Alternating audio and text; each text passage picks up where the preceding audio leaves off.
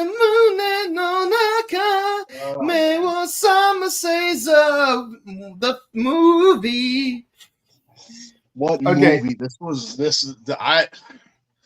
I have no. What did we just watch? Well, I mean, obviously, none of this is canon. I totally understand that with anything that we do. Let us put a disclaimer. Any movie we do are not canon. It's debatable whether or not it is canon. It's debatable. I mean, you could take a power-up and tell me, oh, that's the final form. I could tell you, no, that was just a fluke.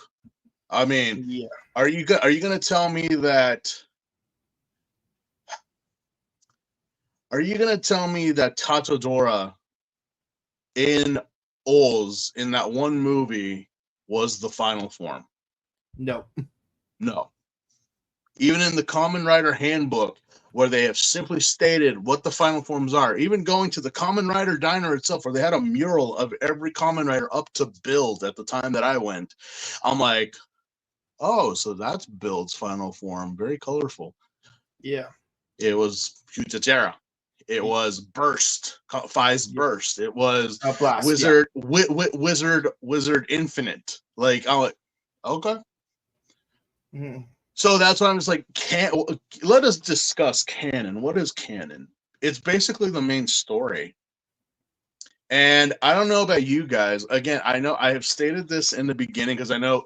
Oh, before we continue, thank you for everyone for coming to me at the PMC this past weekend. Yeah, no. Did you all enjoy yourselves? No joke. I walked in and I'm like, I saw you, Mike. I saw all the people of the Morphin Network, and a few friends, vendors, and just regular attendees that we have known for years. And then random people would come up to me, just like, "Wait, are you? Are you?" And I'm like, "Am I who?" I got that in front of my friend Johnny Bosch's booth because he thought that they were like free. He looked at me like, "You're famous now?" I'm like, "I guess." I guess. I'm glad I managed to catch Johnny like very briefly at the very end of the convention because his booth is very long and Morphicon didn't change squat about it. Yeah, you know what? I that's the only thing I will. I mean, other than like announcing when panels would happen, because sometimes you're like, wait, this panel was supposed to start at this time, but then they started earlier or later. And it's like, wait, well, there's only one freaking room they're using, but still, I'm like, yeah, even with the Sentais, with the Sentais and the Kamen Riders, it was like very narrow space, you know. Yeah. And I know we're not getting like JDF level of lines back in 2018. Oh but, yeah. By the way, shout outs to the OG members of the squad because in 2018, they did manage to meet JDF in 2018. That line, I swear, I had well, they also wanted to say it was because the Blue Ranger from the movie, from the Mighty Morphin movie was there also, and also I think Becky G, who was the Yellow Ranger. Oh, you mean not Mighty Morphin, the movie, the 2017 movie. Yeah, they were there. Yeah, RJ Seiler and Becky G. Yeah. Yeah, they kept saying at that time it was because they were there. That's why the lines were like, "No, dude, no." It was just JDF. It was just JDF. I'm like, you are high as hell if you think. I mean, no disrespect. I'm probably in the minority of Toku fans that actually liked the 2017 movie. I was like, what's next? What's going on? What's next? But upon the rewatch, I'm like, yeah, I don't like him. I'm like, what's next, man? What? And it's just like, even giving the blessing from JDF, may he rest in peace, that the rumor was going around that Tommy was actually going to be a girl in this universe. But they did say Tommy Oliver. Yeah, they said Tom, but again, Tommy can be both a guy and a girl's name. And how did you spell it? With a Y or with an I? Tom, like, I've seen it. I've seen like IE or I or a Y, and it's like both. I think the Y is mainly used for boys, but when I see and the the I is for girls, like Tony. It's for girls. Yeah, so it's like, so JDF even said if they do plan, I give it my blessings. I'm totally down for it, and I was totally down for it. I mean, and let me guess, she's gonna be played by Jenna. That would have been amazing. To me, that would have been, I'm like, can you imagine? Like right there, that would have just right there. But again, I don't know what happened. I don't know if it was the fans or Hollywood or I mean, I was like, what's next? What's next? Yeah, see, here's what I would have here's what I would have done for the third movie. Whatever they do for the second one, this is what they should do for the third movie. They have to go globetrotting, a nice homage to Overdrive.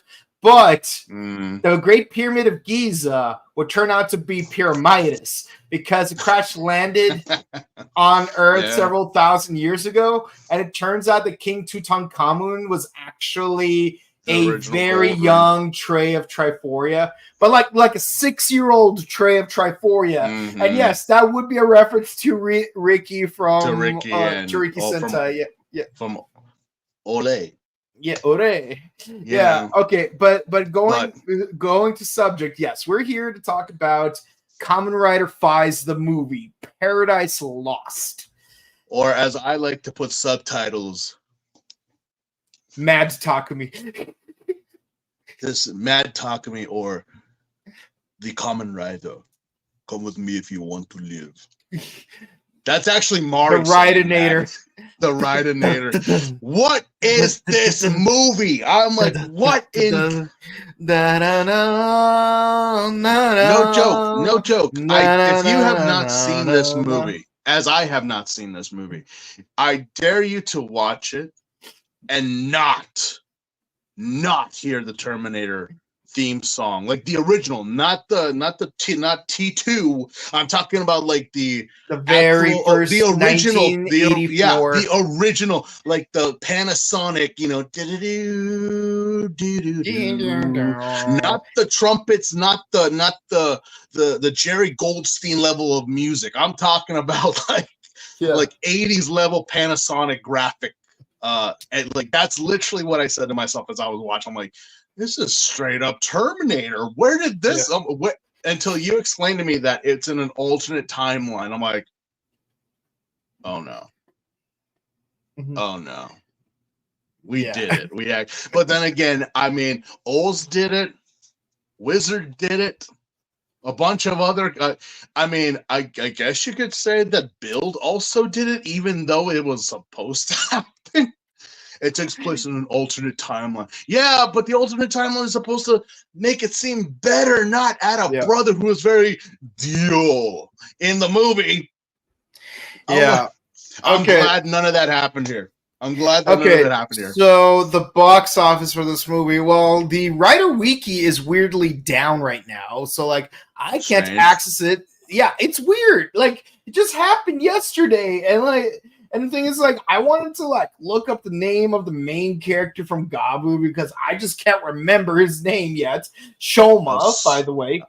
And the character name is Shoma, or the actor's name is Shoma? The character's name is Shoma. Shoma. Shouma. Yeah, Shoma. Yeah. That is. Yeah. Well, who am I to say? I'm not Japanese, so I'm like, hey man, it's like, I mean, like we've had Kotaros, we've had Takumis, Gintas, we've had Tendos. I mean, naming your kid Tendo or Ace seems kind of like pompous. You know what? At least they live up to it. They live up to it, but it's kind of like I said in the beginning of the Fives review way back when. Is that we've had all these riders with all these names and everything, secondary and primary riders, but then you have Takumi Inoue that just sounds like the name that some kid in America gave his MC protagonist in a manga they wrote in their the comprehension journal. Takumi Inoue It just seems so vanilla. Not to diss on Takumi, but it's like, when I hear like those these names, it's like, oh, okay, that's an interesting name. I'm not Japanese, so I don't know. So yeah. Like I said with the review of Fies entirely, this was one interesting ride, and this movie. Now I get why we reviewed it at the end. I didn't think I understood. Wait, what are we doing? Why are we doing that? But now I get it. Now I totally get it. Mike, I is alone. Okay. How y'all doing? Again, thank you for everyone for saying and coming up to me. I enjoyed. Apparently, I have a young fan as well. Very interesting. I'm like, man, for all like, hi, how y'all doing? I'm hoping everyone's good. Forgive me and the colorful language that we do sometimes on here. For our younger fans, you are not meant to hear this. But yes, we're here. You left us, man. I'm just talking to the people. No, I get it. Look, like whenever I unplug something from my computer, everything gets unplugged for some reason. Right. And now I want you going like, oh, hey, like your mic is not working. I'm like I'm kind of middleman. It's like from Doctor Who when Missy called herself Doctor Who. It's like, why are you calling yourself Doctor Who? Because I say I'm the Doctor, and they say Doctor Who. I'm streamlining, saving us actual minutes, and I'm a doctor.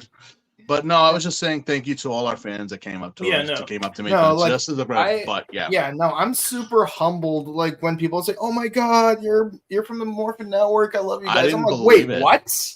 I didn't believe it. I'm like, wait, what? I even had to explain to a friend of mine. I was like, wait, you mean that thing you do on the weekends? That's actually, yeah. And she's like, I already counted like 6 people that have come up to you in the first hour of us being here. Like, wow.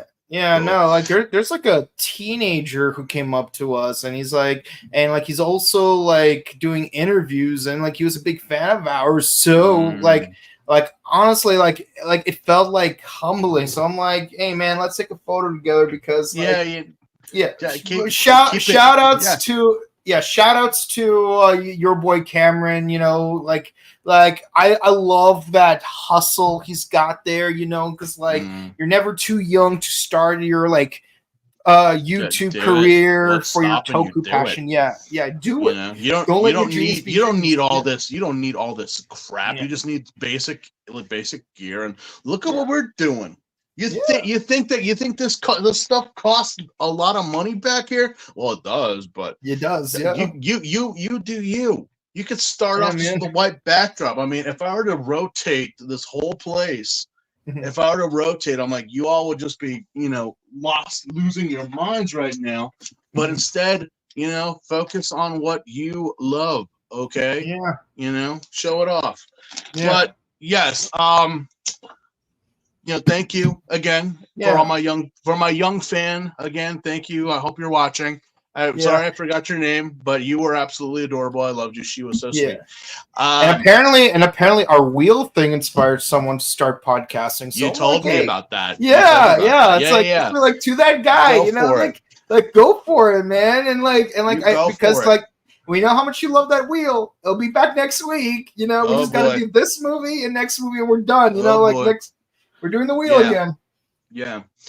But yes, this movie, I was kind of shocked with how, like, when we announced that we were going to do both the Paradise Lost and Paradise Regained, I was like, well, looking at the date when this movie came out, it kind of falls in between the middle and the sort of end of Fies. And I kind of thought, oh, we're going to do just like we did with Kiba, and with Build and everything else. I was like, oh, no, this one we could do towards the end. And I'm like, well, I mean, again, what is canon? I mean, technically, we don't have to review the movies when they came out episodically. So to review, every season of Kamen Rider from Kuga to Decade started in January. Then there was a summer film midway, and then it would end. Well, with the exception of Decade, it would end in January in time for the next season. to take place in January. Now, Decade, it ended early, so that's where they started the trend of, oh, we're gonna start making these summer films slightly more canon than usual.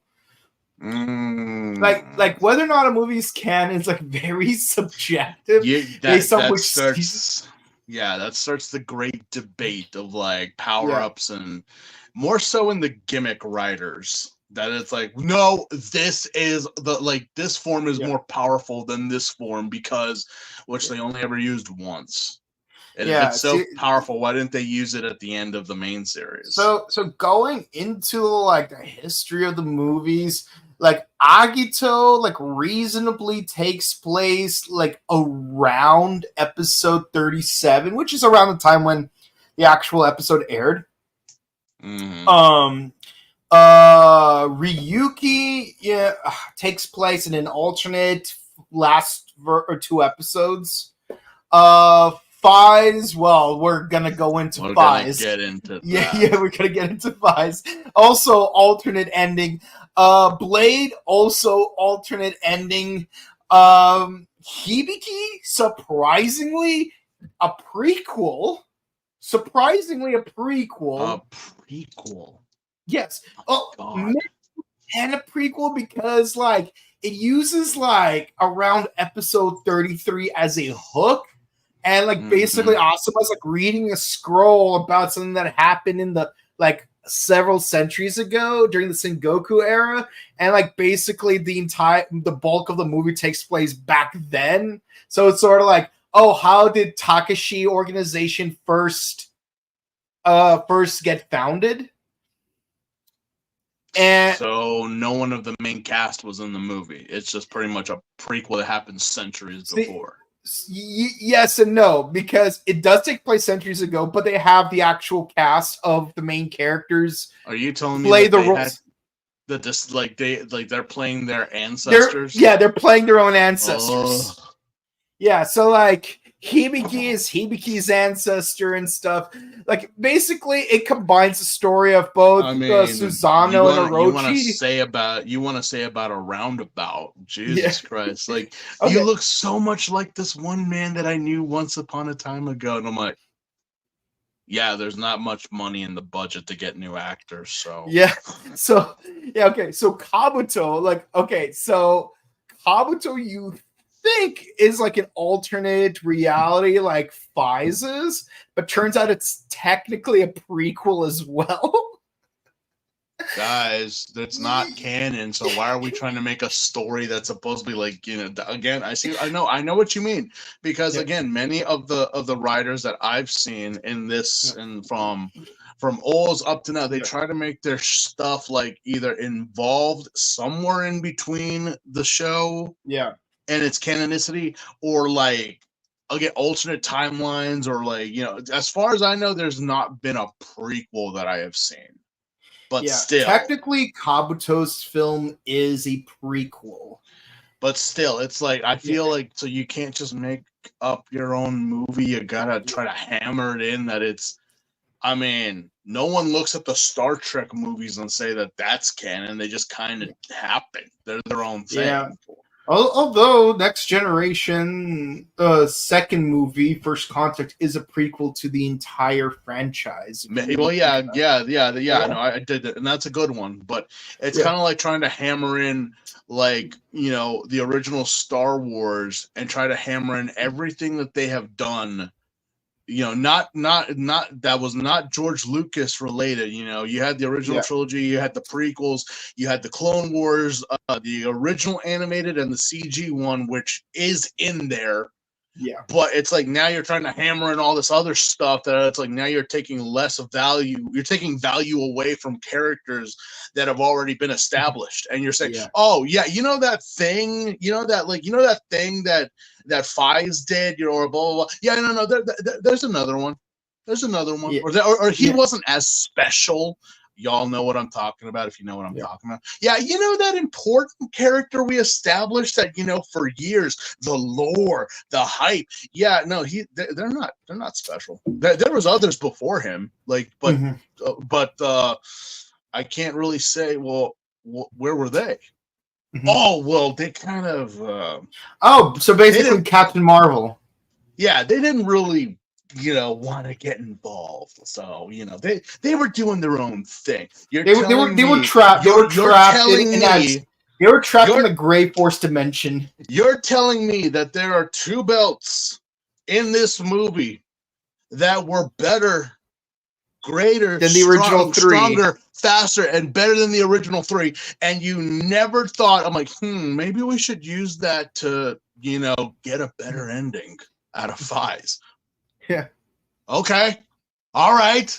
Yeah. Thank you. Especially since this movie came out midway through Fives, and they reused one of the sets from the movie. You know what? I'm kind of glad that I am really glad that you said we should watch this towards the end, because if I had seen this I would have been like, what? Where are the two belts? Where's Saiga? Where's Orga? Yeah. Where are they? Like, are you telling me you couldn't have busted these two out to fight the king? That would have been fucking amazing. And like, God. See, I could do you one further. I could do you one further. I've actually watched Paradise Lost before I've even watched the entire Fives series. And I don't mean like, oh, I watched the first 29 episodes, then watched the movie like everyone else. No, I mean, I literally watched the movie before I even saw the second episode of Fives. Wow. Yeah. God damn. Yeah. And I have to say, I love the movie. I love this movie. But with that in mind, it is a good movie. It is actually very like, you're eating your snacks and you're just like, oh wow, what's going to happen next? What? Well, let's get into it. The people are antsy. Yeah. So like as we discussed the movie, I want to like mention like, because like a lot of the stuff that happened in this movie was not introduced yet. No. At the time when it aired, like in theaters versus when the show aired, it's like, so like at the time, no one knew what the riot troopers were. No one knew. Yeah. Well, no non-critically thinking person would have known that Takumi's an Orphnoch. Spoilers, because that didn't happen until like the 40s. Yeah. So I'm just like episode 36. So like, but it's at 29:30. This is where this lands. So you're telling me 4 episodes ahead were spoilers? Yeah. What? In those 4, who planned this? Somewhere in those 4 to 5 episodes, something had to have happened differently. But so you literally spoiled the series' big bomb that Takumi Inoue is a wolf in Rider's clothing with this movie, because again, let me just say, still being on the topic of the movie, so the Orphnochs have won. They have won. Yeah. Because I was like, wait, what? Yeah, so we have a small, pathetic band of rebel fighters trying to take down the Terminator. No, sorry, smart there's brain. About 4,200 humans left on Earth. 4,200 humans, all located in what seems to be central Tokyo. Yep, they're basically in a ghetto. So I'm like, wait a minute. So they tried to attack Smart Brain. It fails miserably. And I'm like, you guys, do these people not know that human guns and whatnot don't work on Orphnochs?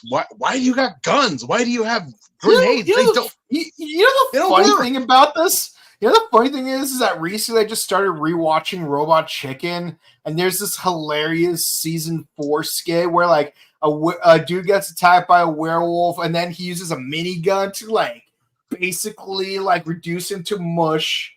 Then he like burns the mush into ash, snorts the ash like he's partying, poops it out, and then the poop gets like burned in like a waste processing plant, and then like a bunch of kids like playing Dungeons and Dragons. It still says he's not dead. It has to be a silver bullet.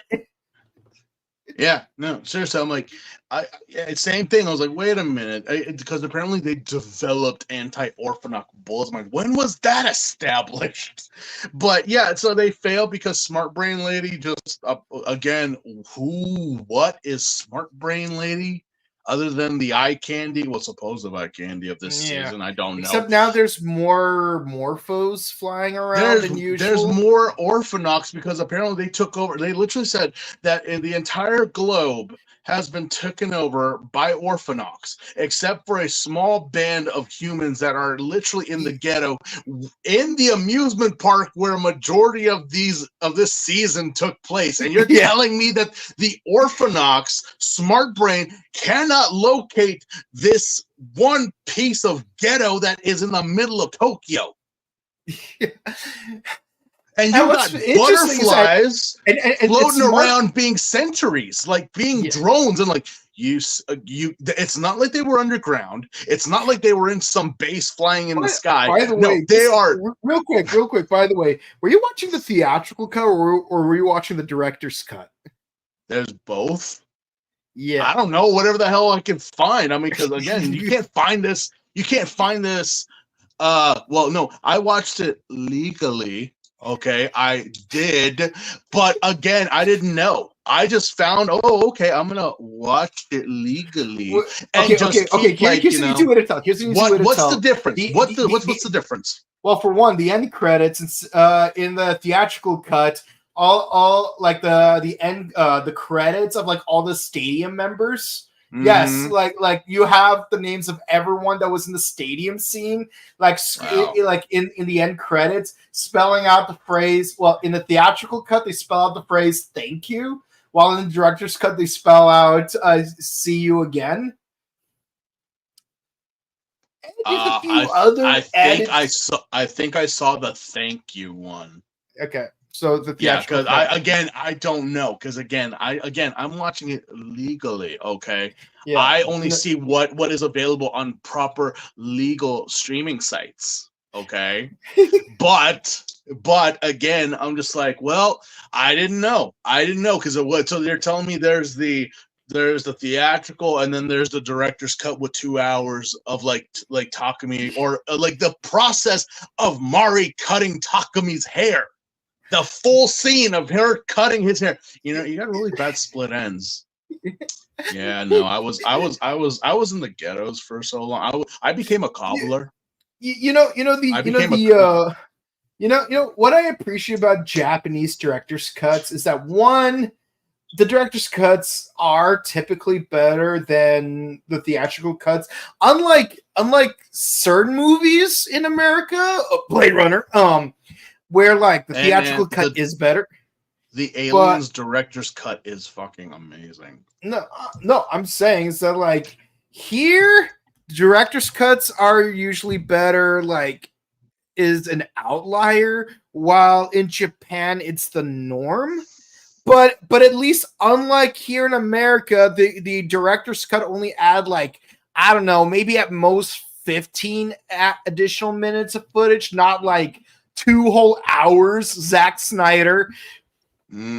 Or it could have been like a 4-hour-long movie. We waited through Endgame. We could do it again, even longer.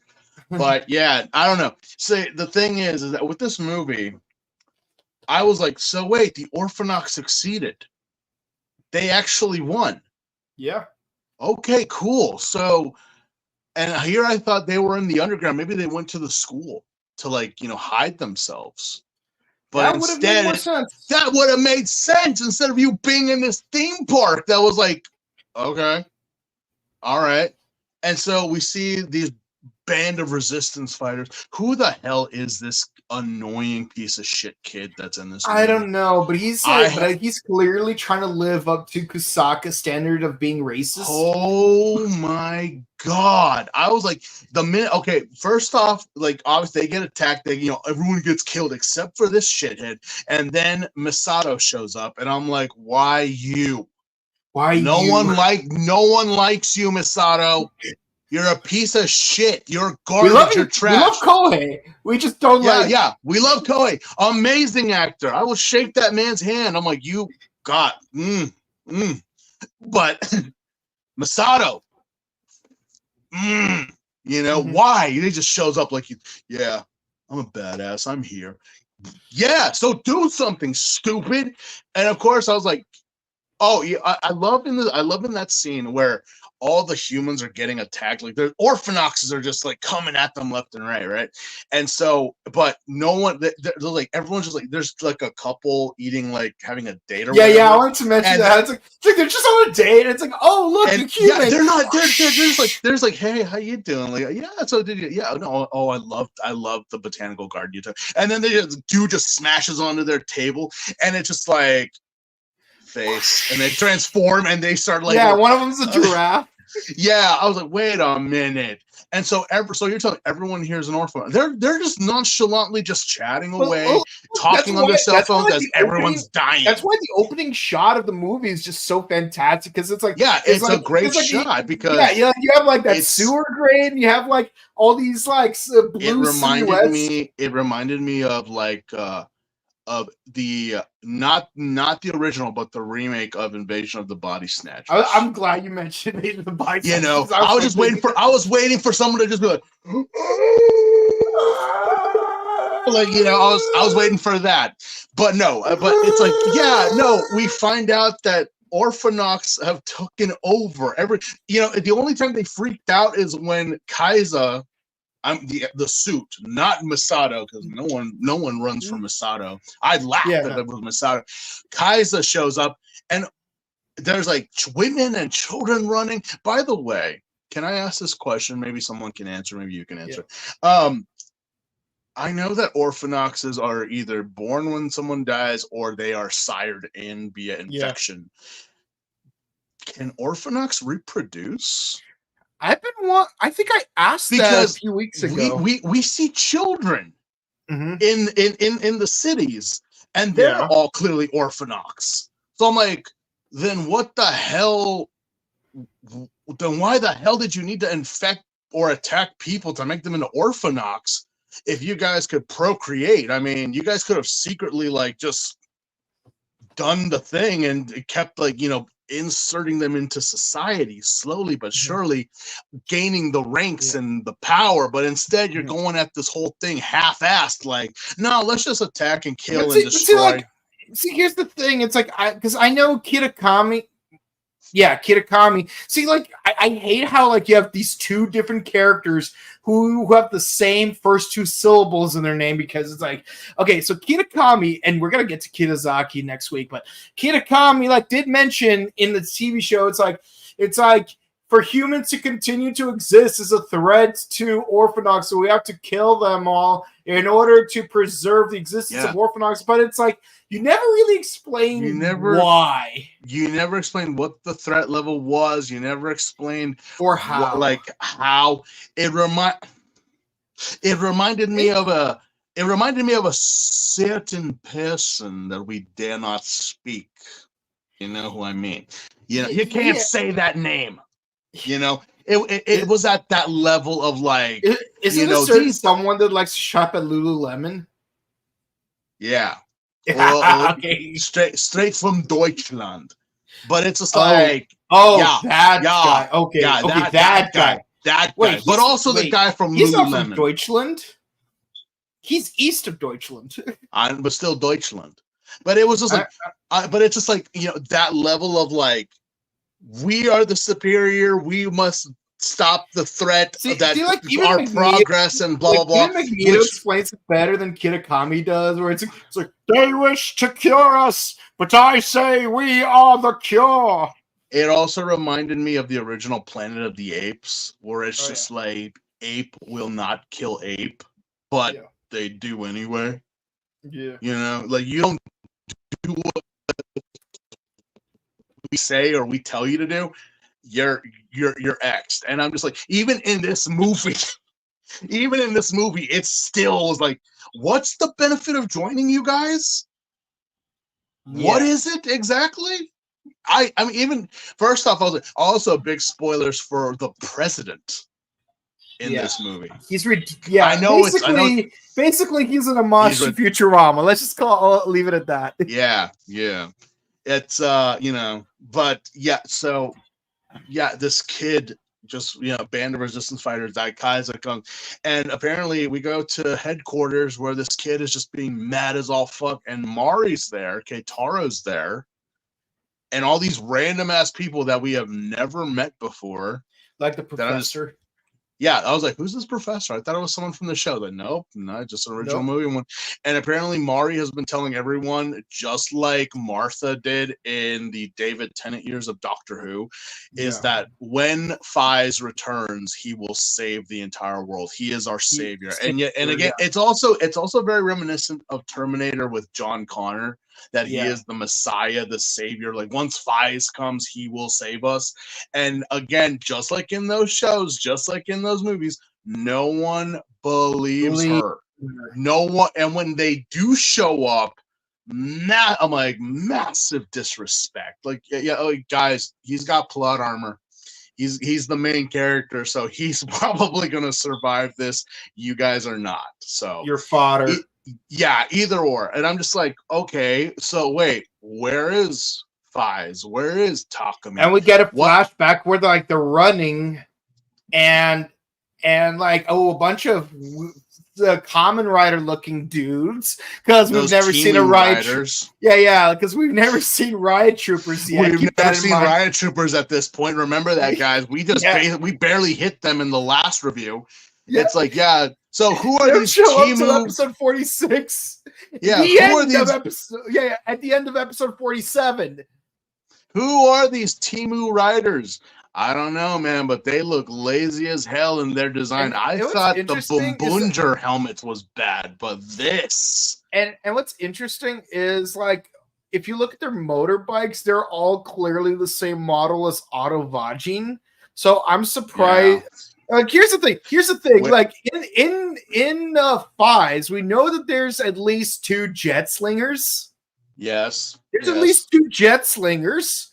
I don't know how Takumi got the second one, but he did. So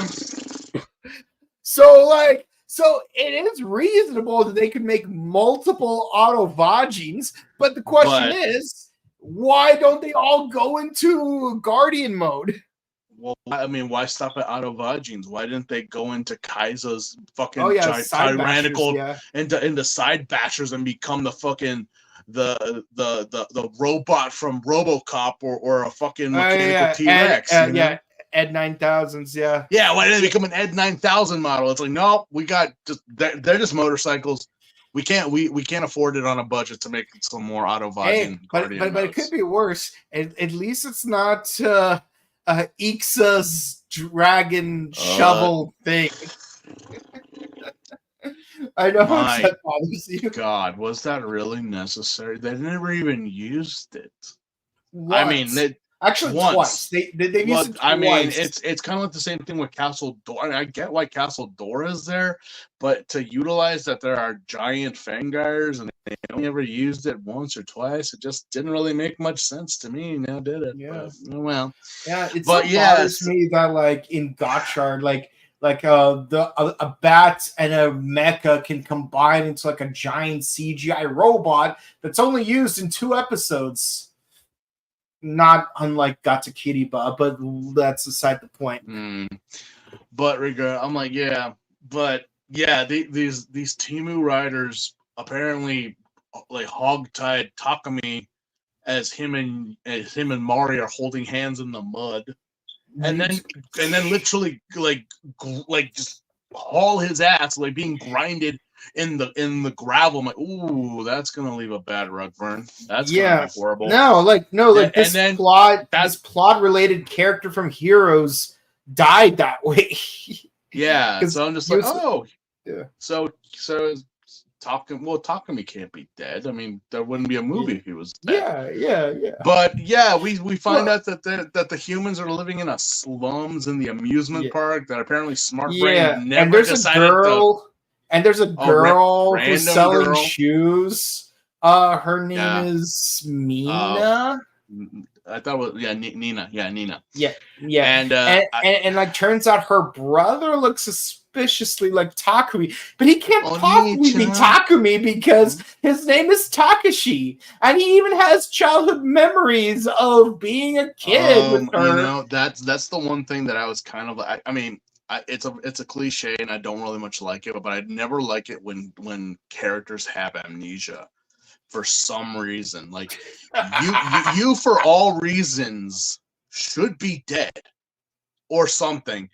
Even so, I mean, I get it. You were thrashed around, you were concussed. I get, but the fact that like. Well, again, I'm not a head specialist. I don't know about amnesia that much. It's not so much as amnesia. It's more like his memories were replaced. Like we'll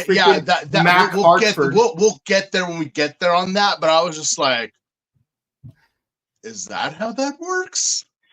Okay, but I was like, So I was like, where's our hero? He's a cobbler.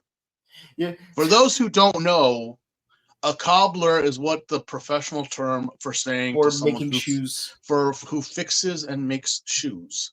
Yeah. So he is a cobbler and a damn good one apparently. Yeah, and what's it called? You know, that would be an interesting profession for a Kamen Rider because we haven't had that one yet. You know, like we've had all kinds of professions, mostly college professors, but you know, it's funny how you mentioned the amnesia thing because like it makes me think back on my 50th anniversary project and thinking of how many times does the main writer have amnesia and how many different ways can I say that this character has amnesia, because it's like going through them. Yeah, Hayate almost has amnesia. Let's see. Almost if we were to take the entire, I want to say if we were to take the entire Heisei Rider Electro, I want to say Z-Cross almost had amnesia. He had amnesia. Again, I want to say at least like maybe 4 out of the entire lineup of almost 20. Let's see. Like a good quarter of them had something. Agito had amnesia. But the whole trope of him having amnesia kind of left a sour taste in my mouth because I was like, Decade had amnesia. It would have been something if he was like, I don't know, maybe concussed or something. Like again, just like Kiba, where he was like because he was out of it. Maybe that would have made sense. He would have woken up and been like, oh, you know. But no, it's just no. He's just had amnesia this whole fucking time. Okay, that's fine. I guess X-Ray had partial amnesia. No spoilers. I've not seen much of X-Aid yet. It's like he forgot certain things that happened when he was a kid, but I mean, like again, the whole trope of amnesia kind of just I don't know. It just kind of felt like so. Wait a minute. The world has gone to pot, and your ass is over here making UGG boots. I mean, at least he's not making Crocs. We're in a dystopian future. It could happen. But with again, that in mind, it's a good thing he's not making Crocs. Yeah, no, exactly. But yeah, so again, it's like, it's the whole thing about like how, you know, Keitaro and Mari are like praying and hoping that they know that Takumi's alive because they wouldn't have a movie or a series to go if he wasn't. Mm-hmm. And it's like Kaiza, Misato is just being more of a pompous asshole in this. I was like, you know what? I was happy when you died. Now I'm wishing that happens again to you. And it does. But it ain't coming. It ain't coming soon enough.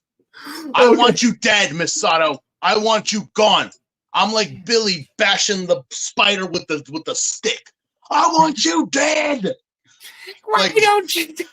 Why don't you love me, Steven? I hate you. I'm a good Kamen Rider. I hate you. I want you dead. Not you, Kaiser. I'm talking about the guy inside you. Okay. No, it's like and you know who's one of the customers for the cobbler's place? Kiba. Yeah, because he's still got to be a rich boy and have his nice shoes, which. Again, it's kind of, so wait, you've been coming to this place getting your shoes and you've never once bumped noticed this guy.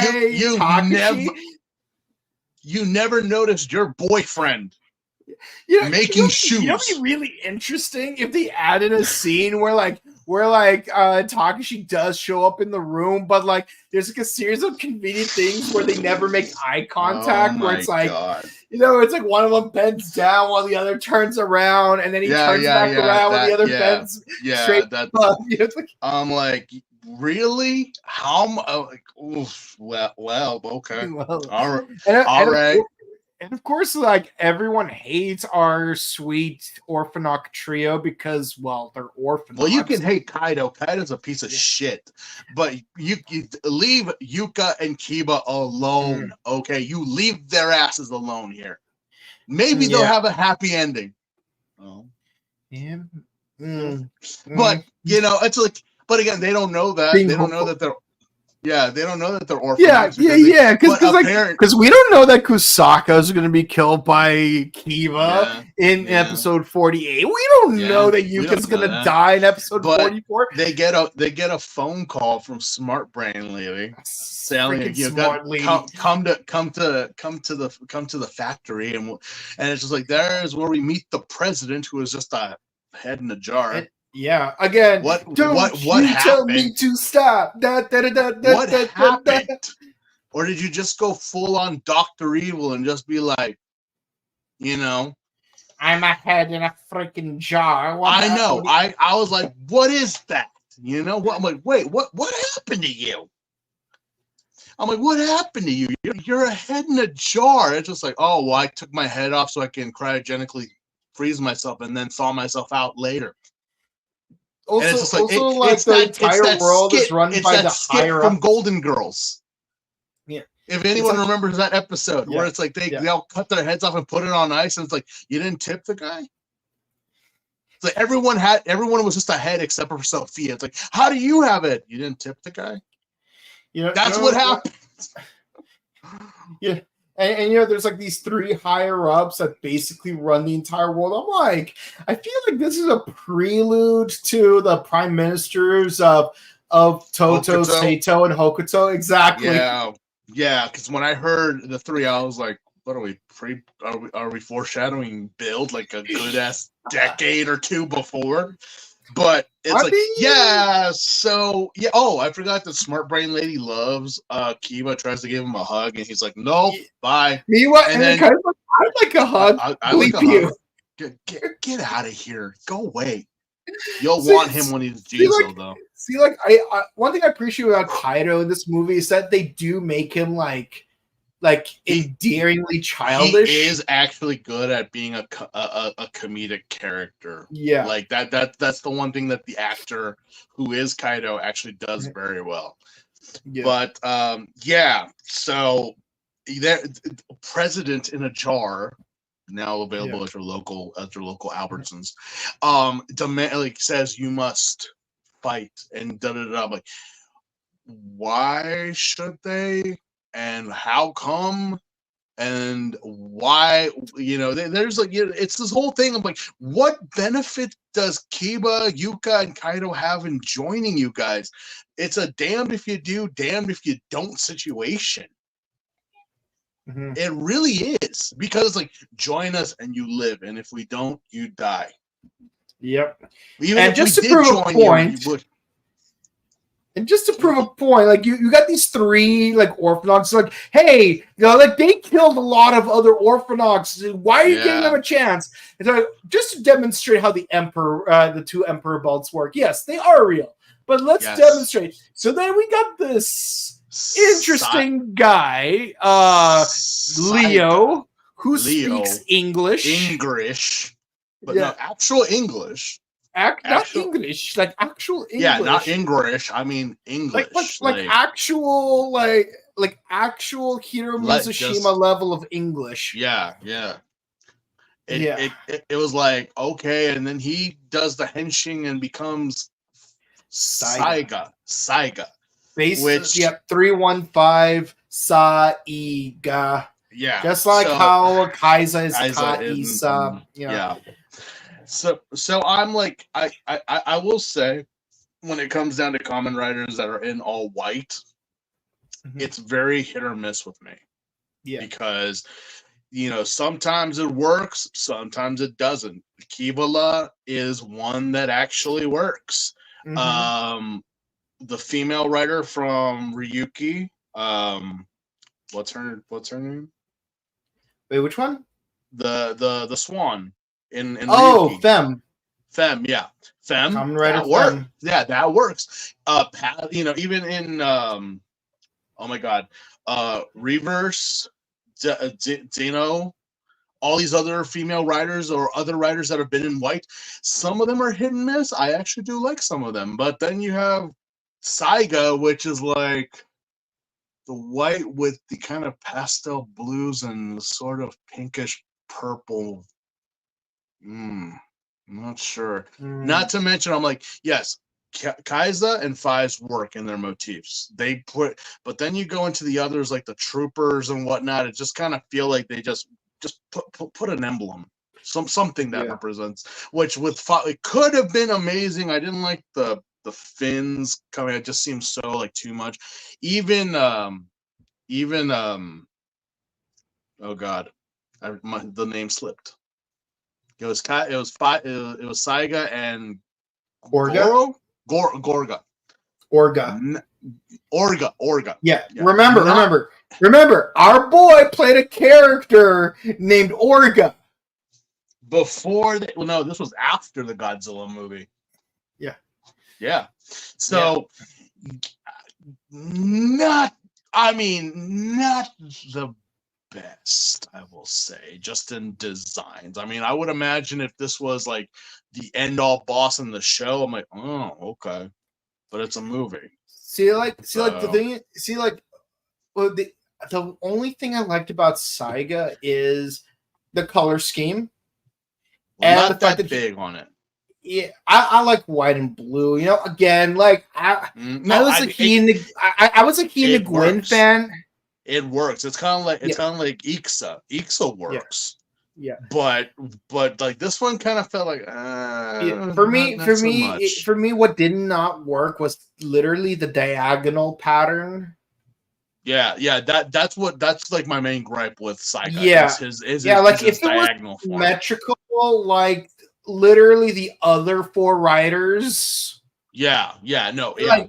I would have liked get it what better. I'm saying. Yeah, exactly. But the color scheme I had no problem with. I like white with blue decal. If they had done something like that, it's kind of like Delta. I mean, although Delta is there, it's like he's really not.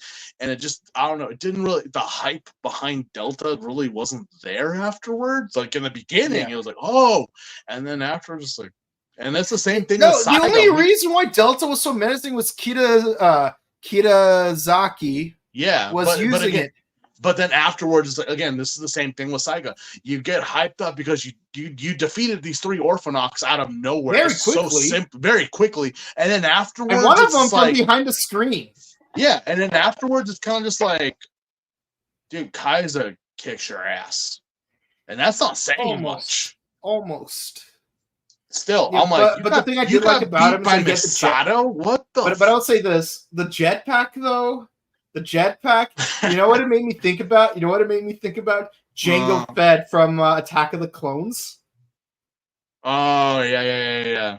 Because keep in mind, like in the main 6 Star Wars movies, Jango Fett uses his jetpack way more than Boba Fett does. Yeah, I know.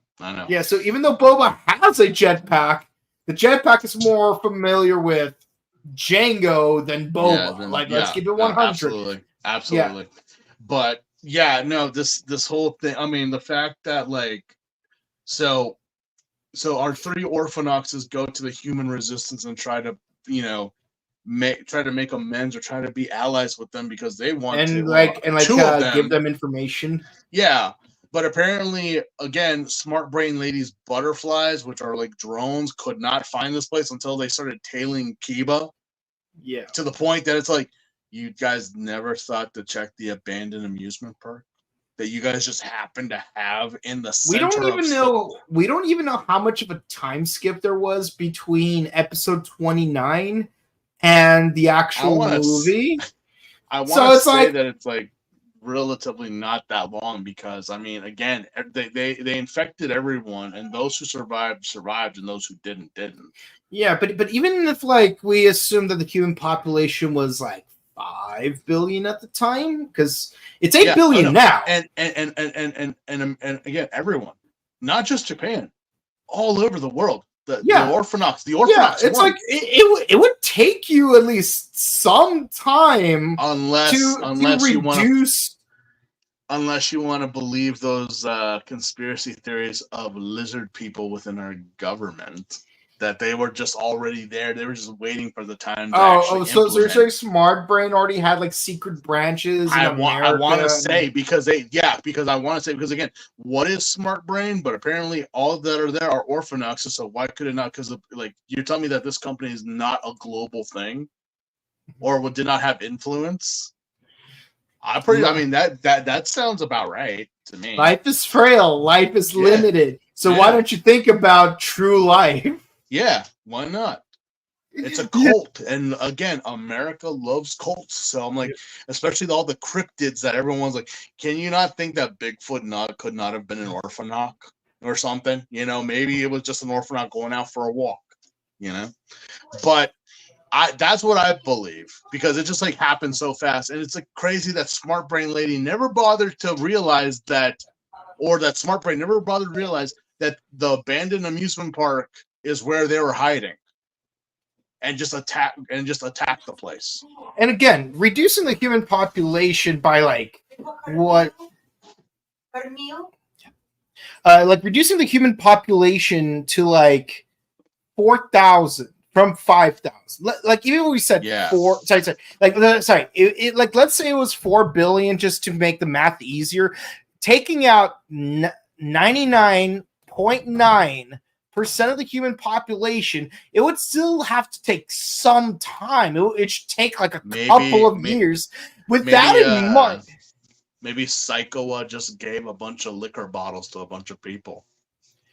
Oh gee. I mean, Amazon was not a thing back then, but the Japanese were actually very good at delivering packages and getting them delivered. That's true. That's true. So I mean, have you ever purchased anything at CS Toys? Yeah, no, exactly. Exactly. Like I'm like, I just put in that order like 5 minutes ago and it's already here. Yeah. You know, it's like they're like pre-COVID, like pre-COVID, you order something at CS Toys on a Tuesday, you get it on Friday. Yeah. So there you go. I mean, it's possible, but again, I mean that's even the thing. Lucky Clover or any of these, they were not mentioned at all. Like none of them. Yeah. None of them were mentioned in this movie, which I was kind of like, But the point I'm trying to make is give whatever amount of time it would have taken to eliminate 99.9% of the human population. In that time, you haven't thought about just checking this amusement park just once, just in case. Yeah. And again, it kind of goes with this movie really shines with Misato. The only compliment I'm going to give, because his racist tendencies have now spread onto the other faction people, to that they don't. Well, obviously, Misato never trusted Orphnoxes, and no human should ever trust an Orphnoch, just with how they naturally are. Besides these three, but it's like, it's even worse in this situation because, again, it's like innocence. Their fear of Orphnox is validated because we've been brought to extinction. Yeah, but it's also like innocence is lost within this bullshit of just like. Would you say that paradise was lost? It's been lost since the beginning of this movie, because one thing that we did not touch on, which was we should, is that apparently Mari is trying to throw a dance party to kind of cheer up morale with the people trying to and no one shows up. And no one shows up, and it's like, well, except for a mysterious cobbler. Yeah, in a deer, a Venetian mask. Why, Takumi, you're nothing but a wolf in deer's clothing. Yeah, so Okay, so like really quick because we're jumping ahead a little bit. Yeah, so there's a fight scene because they did follow Mari. Well, not Mari, the Orphnoch trio, and yeah, like a lot of humans get attacked. There's a tiger dude. Pin him for later when we talk about Decade. And like even like Kaiser's like trying to fight off Saiga, and like the way he touches Mari's shoulder, I'm like, bro, shut up, Masato. So shut up. Just like he shows up and he's just like, I got this. Shut up. No one likes you. So let me tell you something funny. So back in the day, back when I was still in community college and I was still hanging out with Johnny, I had my own tokusatsu club in college. That's right. I was a president for 3 semesters before I transferred to CSUN. And what happened was, once in a while, I would rent out the auditorium at our campus and do a screening of Paradise Lost for like all the members of the club. And so basically most of the members of my tokusatsu club, they've never watched Kamen Rider 5s prior to watching Paradise Lost. And I would show them Paradise Lost. And everyone loves the movie, like to be clear. But the scene that everyone loves the most, the scene that everyone always says that they enjoyed the most in this movie is this scene right here where Saiga just grabs Saiga, like drops him on top of the bus, and explodes. Yeah. Oh, yeah. Yeah. Oh, yeah. No, I'm like, Masato, I hope you felt that. Yeah. So Masato demurs. He's like trying to reach out to Mari. He's like, Mari, help me. Mari, and like, after all, you're only human. Yeah. And then that's when we get the famous line. The 3 Orphnoch show up. And by the way, yes, Kiba and Yuka have new designs in this movie. We don't know how they got them. But they reused the Kiba one in the final episode for some reason. I don't know. Like, did they evolve? Did they level up? Did they get a rare candy and get a? And why not? And why not Kaido? Because Kaido don't deserve it. Yeah, I mean, like, is it because he's sired? Is it because Kaido was sired? I guess like, so. Like they never explained this. But hey, aren't you glad we watched the final episode before we watched this movie? Because then you'd be like, this, this movie would have ruined. Well, not like the ending was anything to talk about, but this one should have been like, bro, what the fuck? Although I love how, like, when they do the, after all that happens and they do the dance party, finally Mari and Takumi have a moment, and that triggers the memories to come back.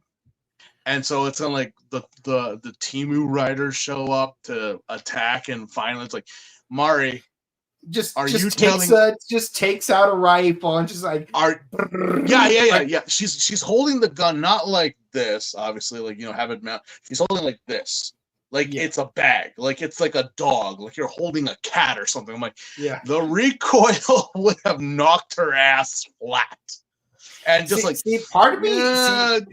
You just remind me of the fact that I regret like showing some teenage kids the SNL's kid Laser Cats, because one of them actually took their actual cat and started like holding the cat like it's a rifle. I don't know what it is about Japanese. I mean, well, maybe it's the American in us, I guess. But in Japan, if you ever notice, a lot of times when they like have actual firearms, a lot of the actors and actresses have no idea how to properly hold the gun. They kind of just like if it's a handgun, they kind of just like hold it, and then when they fire, it's not like they're holding it to like the side. Or I hate the side thing. It's like, okay, I mean, first off, it was already said that you never fired a handgun and you're shooting it like you know how you're doing it. Or if like you have like a rifle, it's not mounted like properly that you could like, or do the scope or whatever, but you're just holding them like that. Again, it's just the acting thing, but this is a show like about, if it was like a full auto, it wouldn't really matter. But I mean, this is an AK, so it's got a good thing of recoil. So it is a full auto, yeah. Because the thing is because here's the thing, like if you use a Tommy gun and like you even with aiming it and like you try to spray it at like a bunch of mannequins at a bar, like only one bullet will actually hit each mannequin. It's like you waste all these bullets, but at least, you only need the one to actually do the job. No, exactly. But again, like because of all that spray, you're thinking you'd be riddled, but you're not. Yeah, it's just the one. But again, it's just one of those things. I'm like, okay, well, I noticed that, but again, it's no big deal. This is a sci-fi story, so logic thrown out the window.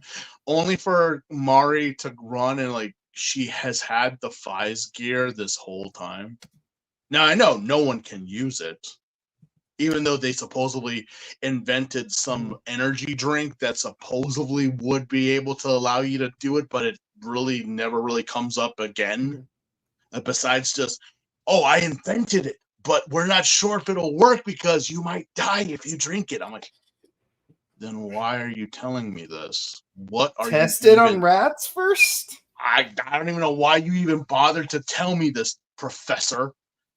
But either or, the Fies. It's just like Mars are dancing with the dude, and she's like, what? How do you know this is kind of looks like Takumi? Is a how do you dancer. know it's him? His hair is way longer than him. I was like, no, it's him. I know it's him. You couldn't tell from the I mean, it's amazing how like you could totally tell it's Takumi when he's got the full-on Fies gear on. Oh, that's Takumi. But this mask that is just like you got it from the Spirit Halloween store. I wonder, is this who I think? Mari, don't pull a Mio on me right now, baby. I love you, okay? Don't do this to me. Just like, you've got to be kidding me. You know that it's him. And it's like this mask,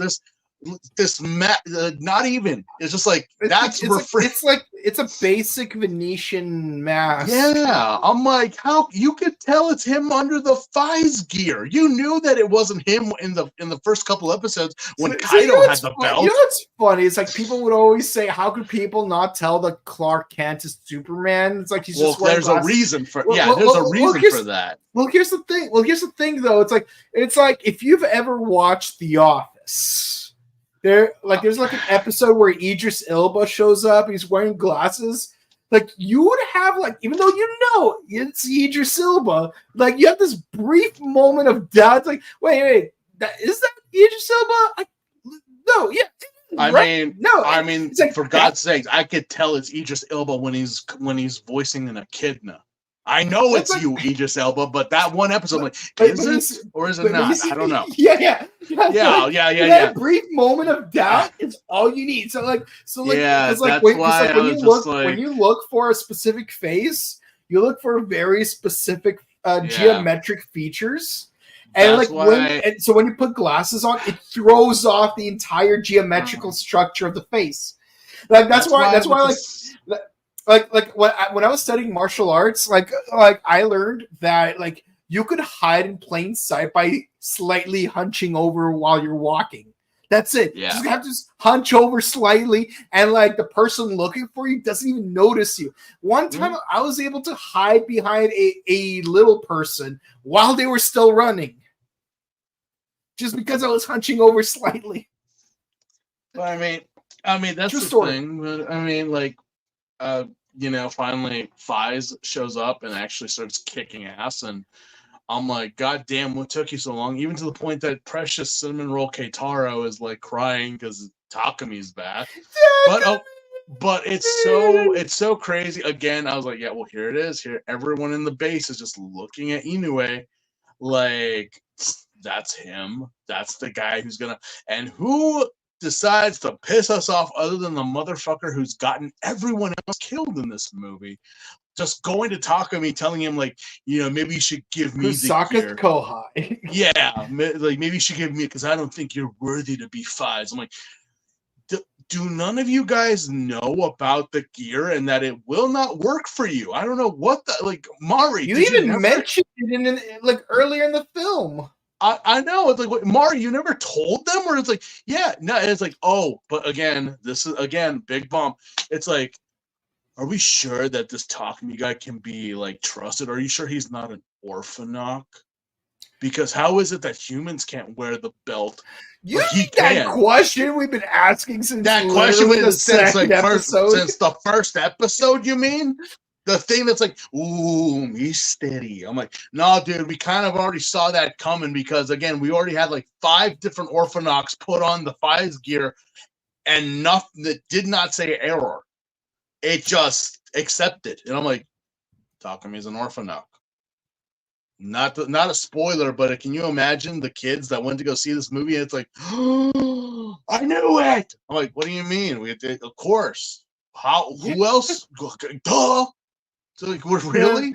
Man, imagine watching this movie for the first time again. This is before episode 36, and it's like, and you haven't figured it out yet. Takumi's an Orphnoch. Yeah. And then 2-3 episodes later in the official series is when the reveal comes out that he is an Orphnoch and a wolf Orphnoch at that, which this movie spoils also. But again, we have not mentioned also the relationship of Takumi and his adoptive sister, which really that wasn't a thing that I think needed to be. Yeah. Not really, because I'm just like, they didn't even mention that they were step siblings. Yeah. But even so, it was just like, was this really a story that we needed? Because it's just like the reason why Takumi was a cobbler and there with her the whole time was because apparently the girl's father knew that he was dying.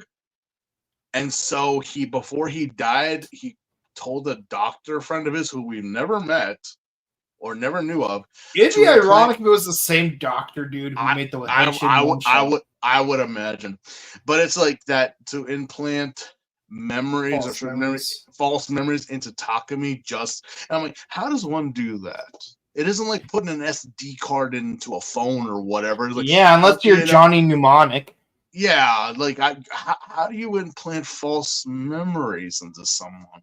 And again, there's this whole thing where, again, Takumi and his fake sister have a moment of dancing because apparently someone with red shoes, and then just whatever, and then she's like, no, fuck you, and just starts explaining because, again, Takumi just decides to go off and do something before he becomes Fives fully, which is apparently meeting up with this girl and realizing what is going on. And then this whole, like, artistic, like, explanation of moving from one, like, Takumi's right here, but she's moving from here to here to here, and look at my hands as I'm moving. Like, Takumi's right here, looking directly at you. He's right here. She goes from here to here to here to there, and I'm like, is she teleporting as she's like explaining all of this? And it's like, I don't have that many friends, Takun. I don't, and you were the only person that I had left, and I was like, but there's like 4,000 people on Earth. I'm pretty sure. Like, you'd think that like you could make friends with, I don't know, that one dude in the beret who has very snaky skin. Yeah. Although I was in this scene, I was like, "Oh, that's sweet." Like, it's like, "Oh, big brother, don't leave me." I'm like, something's gonna happen, isn't it? Yeah. Because who follows him? Misato Jr. And when I see this piece of shit, I was like, oh no. And of course, the whole confrontation. And again, oh, I'm gonna take the Fives belt because you're not worth. Like, you know it's not gonna work with you. Yeah. You know it's not. You dumb But bastard. But you know, Mina takes a bullet for Takumi, and it's not that she took. It's like it's because just asshole was like, I'm gonna kill you and take the. You're gonna kill your one hope for humanity. You're gonna kill just so you can wear the belt, like. But poor girl dies, and I mean like literally bullet in the back, like not off camera, not like a simple that like just like makes us think she was shot. No, we actually see her get shot, blood and all, and she just dies in his arms, and it's just like, you are an ass. You are you. I mean, Kasaka is like the ass, but you are like you're trying to take his crown. It's like the universe needs a douche, like the ultimate douche nozzle, because he's dead. There's like a cosmic imbalance, and you're trying to restore that balance. Every universe needs a Biff Tannen, apparently. And this kid, you know, again, Kiba shows up and he's like, I'm gonna take the belt back from you. It's not even gonna work on you. I don't even know why you did that. You're worse than an Orphnoch. And this smug son of a bitch literally is like, I'll show you, and just puts it on. I'm like, error. I'm like, yeah, it just launches him back. I'm like, the thing that everyone has been telling you all this whole throughout the entire movie film, that it will not work on you. It's like, I took the drink. I don't. Well, if the drink don't kill you, this horse will, because again, it's like, but again, technically, again, Kiba didn't kill him. It was because of this asshole throwing a grenade. It launched the sword that he had, just to brand, like, you know, I'm gonna use it if you fucking come at me. It knocked Kiba back, but it launched the sword enough that it's like, how did you not feel? Yeah, how did you not feel that? It's like, oh my god, I've been impaled. And just falls over. I'm like, and of course, Kiba just is like, you know, damn it, it's all dirty. But again, some jackass from the resistance is gonna see it out of context. Yeah, but he didn't see that idiot killed a girl, an innocent young girl. Oh, he didn't see that. He saw the Orphnoch kill a human. Fuck you guys. Seriously, because no joke, right after that, it's like, get Takumi out, get Kiba, Yuka, and everyone out, because they are garbage. They killed our buddy. You mean the radicalist terrorist that was trying to be the hero? That's who you guys are trying to defend now? The guy that got so many of you guys killed? Yeah. You guys should die. All of you should die, honestly. Like, there's no saving you guys. Mari, Keitaro, fine. You could save them. Everyone else can go to fucking hell, because they're all just like, again, there might humans. Be, you know, like, there's an off chance I might get sired, you know, like. Yeah, but again, it's that thing. If any of these humans got sired in, would you think that they would be rebellious against the Orphnochs? They're cowards. They would not rebel. None of them would. None of these resistance fighters, even if they did survive an attack, if they were, it's like, no, you're an Orphnoch now. They'd be like, cool. You're doing as we say or we kill you. Yes, sir. Bootlickers, ass kissers. There's another word. What was the original word for that? Brown-noser? No. It's a more classic term. It's like salivant, something like it's like the ye old way of saying a bootlicker or a nut licker. I forget, but it's a classy way of saying that, like literally a kiss ass, a yes man. It's more insulting. Apparently I looked up in Webster's dictionary. It's more insulting if you say it that way than in the layman's term. That means you really put some sauce on that insult. You know, sycophant. That's it. Like if you ever hear that word in movies or anything, was like, oh, you're such a sycophant. Like, just saying it It's like what Patrick said in SpongeBob. You got yourself a spicy sentence. I'm like, yeah, because you know, like, what's a sycophant? Like, see, that's how much you don't know. You're a nut licker. You're an ass kisser. That's what you all are. So you guys should die and be sent to the Coliseum. Yep. By the way, there's a Coliseum in this movie. Oh yeah, in Tokyo Tower of all places. No, Tokyo Dome. Tokyo Dome. Of all places, which lovely place to visit. It really isn't beautiful. Yeah. But yeah, so everyone gets caught. Mari gets caught. I was like, is Mari going to get caught in this movie? Yeah. That's like asking if there's going to be a henshin. Yeah, Mari gets, No. Everyone gets annihilated. Apparently there's a giant Orphnoch. Yeah. So basically, like Kiba gets ousted. They're like, well, prove that you're on our side by stealing the 2 belts. But when the 3 of them try to infiltrate Smart Brain, that's crazy. Had one. Yeah, that's what I said. You know what's crazy though? You know what's crazy? Like keeping in mind the fact that like I did watch Paradise Lost first before I even watched the actual TV show. You know how crazy it is that like in this movie we have like so many like people putting so much effort and failing to infiltrate Smart Brain, and yet throughout the TV show, how many times did Takumi, Kiba, and heck even Masato have been able to just casually walk? Yeah. So they just walk in like if it's no big deal. Even go to the president's office. It's like, okay. All right.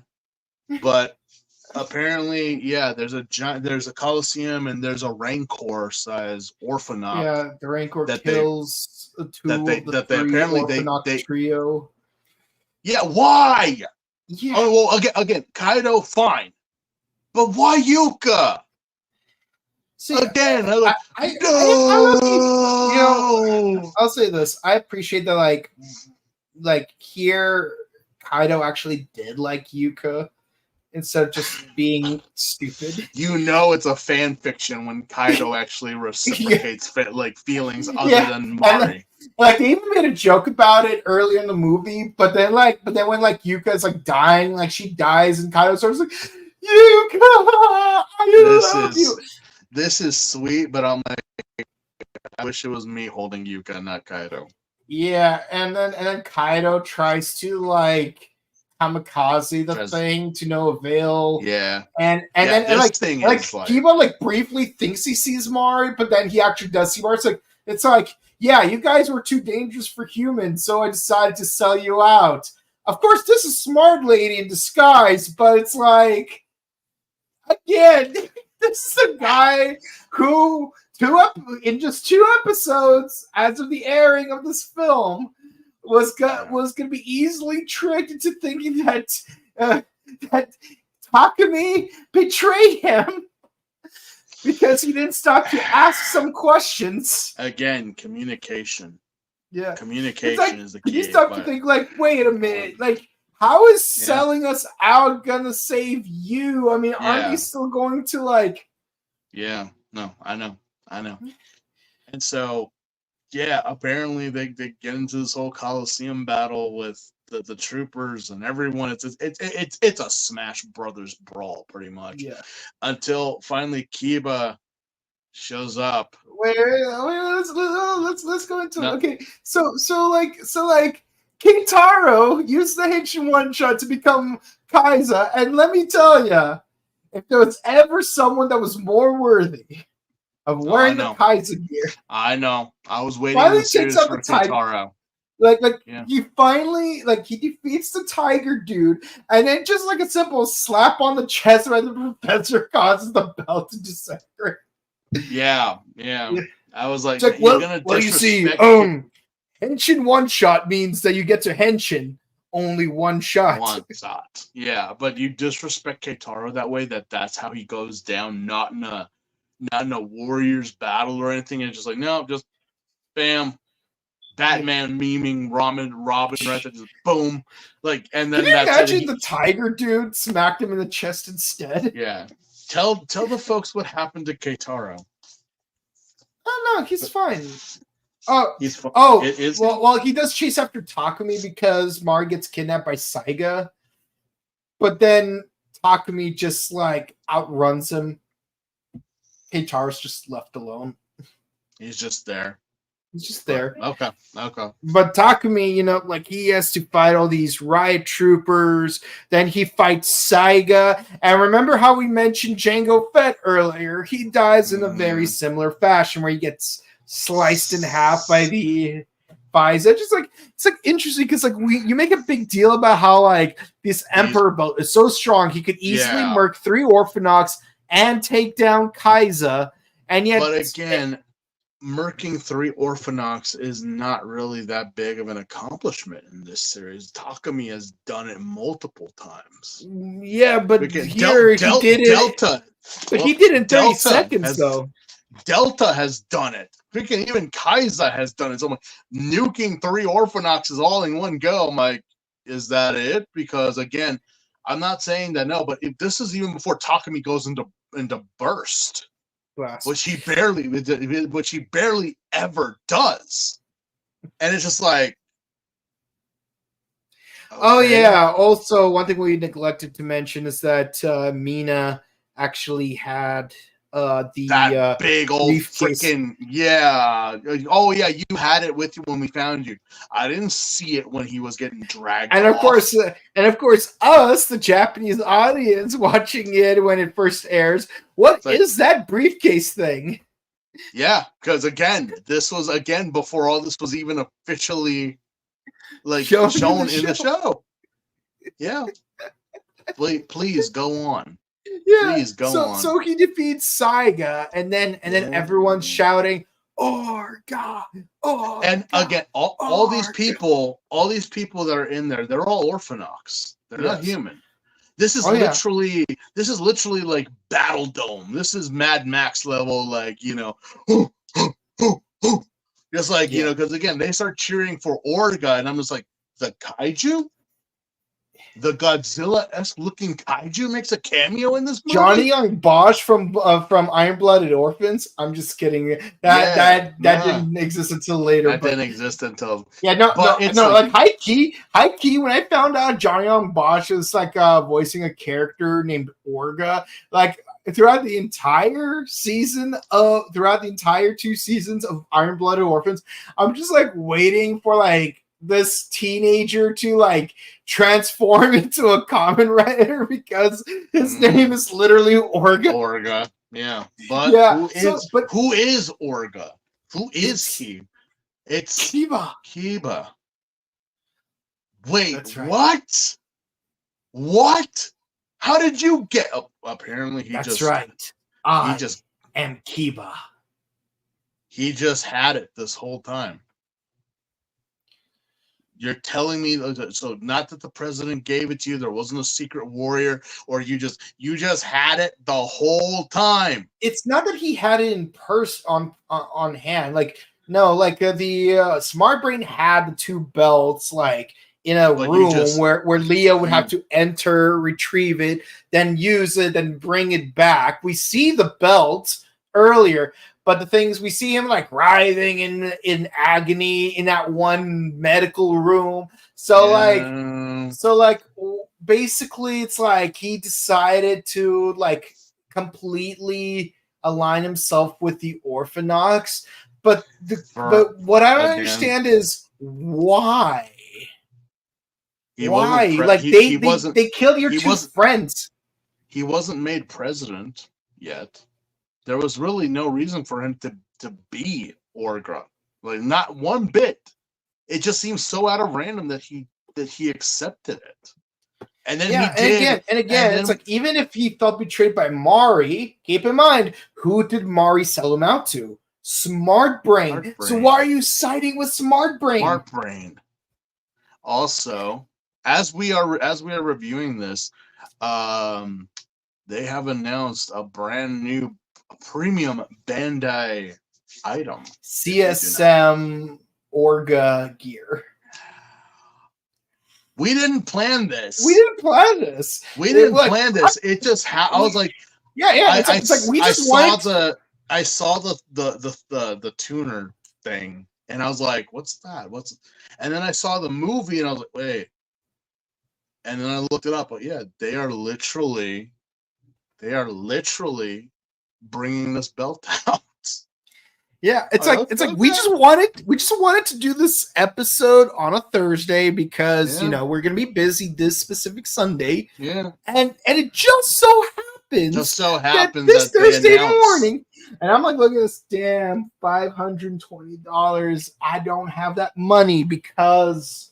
If you're a big Fives fan and you don't already have it, well, here's your chance, because I don't know if they actually believe me, if this did not happen, if this right here did not happen, believe me, I would have. Yeah, I would have gotten this. Again, didn't paid in full. It's very rare I could pay. Like I only have one CSM, and I got it as a birthday present. Like I've never been able to pay for CSM, much less in full. Well, technically, I did order the 20th anniversary Fives gear next, the one in the new movie, but but that took installments. It's like. But here we go. Orga shows up, and it literally becomes a wrestling match because it goes from Coliseum floor to the stands. It's like literal chest slaps and like suplexes, and I was like, did we just tune into the WWE? Yes, it's like watching Yusuke versus Gene from Yu Yu Hakusho, where it's like It's like, oh yeah, how many people were killed by Gene alone? Yeah, it's very. It seemed very reminiscent to that, but also wrestling when you would see like the golden years of like Bret Hart fighting against Hulk Hogan, and that just spills out into the crowd, or Sting in a Sting mask. Yeah, Sting versus Goldberg. How many times that shit spilled out? Like, all right, cool. Yeah, it's like he's been attacked by an audience member in a Sting mask. It's Sting. It was Sting in a Sting mask. You hear Jerry Lawler and Jerry the King Lawler and good old JR like, oh my God, JR, he's gonna throw him off the pit. Oh my God. Like, yeah, there. I was like, I felt it. I really did. Only for them to for some reason not demorph, but turn into Orphnoxes halfway through that fight. So Takumi turns into the wolf Orphnoch, and everyone's like, Takumi is an Orphnoch? What? Yeah. What? It takes a kid in the audience who's watching it the opening. It's totally episode 25, it totally takes away from Keitaro's reaction later on, but this is an alternate timeline, so so again, I'm thinking what happens in these 6 episodes? I'm like, something big happened, but it's like someone went back in time to the time period between episodes 29 and 20 and 35. Moves a chair, and suddenly everything just is radically different. Yeah, because we have Kiba in some new form in the horse Orphnoch, even when he's a centaur, and then Inoue's wolf Orphnoch is more werewolf stance, wolf-like in it. More lichenous. More lichenous. So it's it winds up it's like they have this Orphnoch battle, horse versus wolf, and then before that, even then they morph back into their Kamen Rider forms, and here we are but apparently the giant motherfucker shows up again.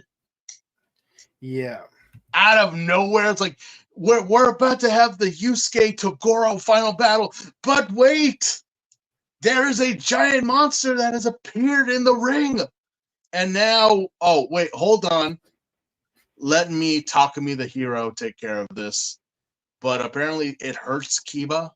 Yeah. So like there's like a rider, like they use their finishing moves against each other when he uses his blast mode. Yeah. And he creates like this giant flash that like slices through the entire arena. Yeah.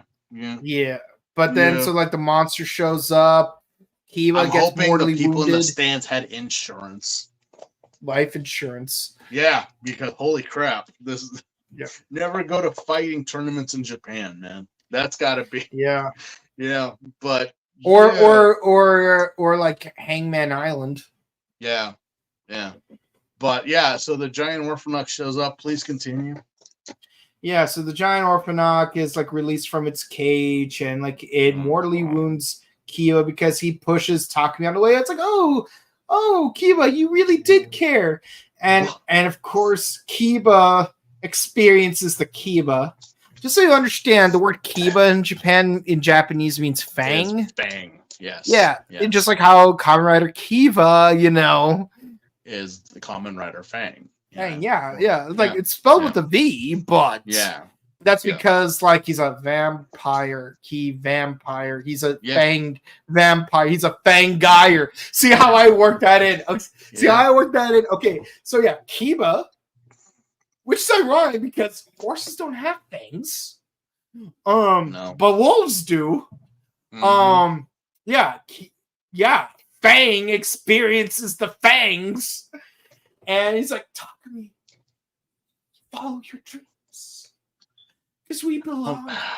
Oh, God must be strong. Damn it. Really? You just had to? And so that's it. That's it. You by default you defeated Orga.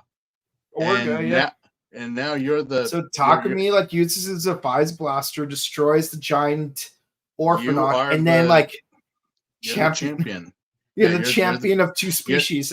And then he takes Mari's hand and they walk out of the stadium while all the Orphnochs. Before that, Smart Brain Lady takes the president who we just remembered was in this movie, and then just literally like, President, I gotta tell you something.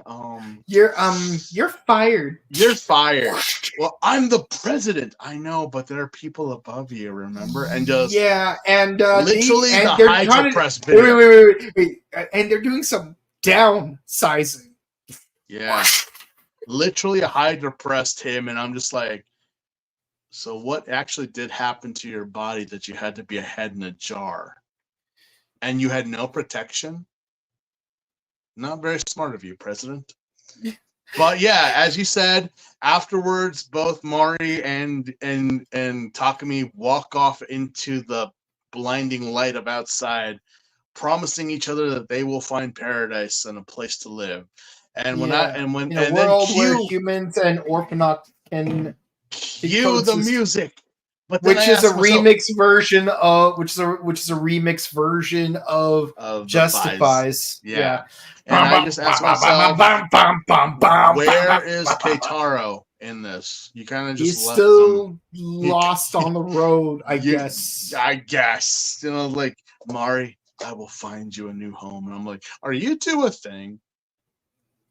Are you two a thing like Eiji and Hina?